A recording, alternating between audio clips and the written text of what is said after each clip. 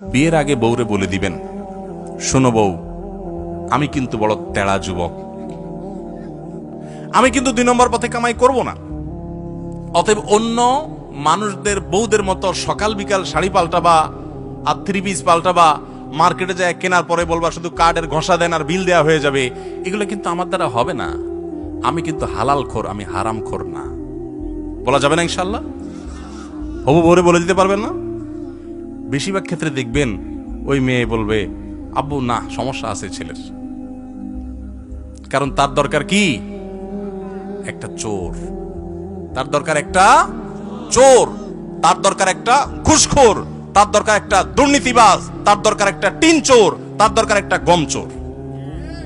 সে সৎ মানুষ পছন্দ, আপনি সাথে সাথে সেজদা পড়ে যাবেন, যাক একটা চোর প্রিয় মানুষ থেকে আল্লাহ আমাকে মুক্তি দিছে। একটা সৎ মানুষ খুঁজবেন, চেষ্টা করা যাবে না ইনশাআল্লাহ।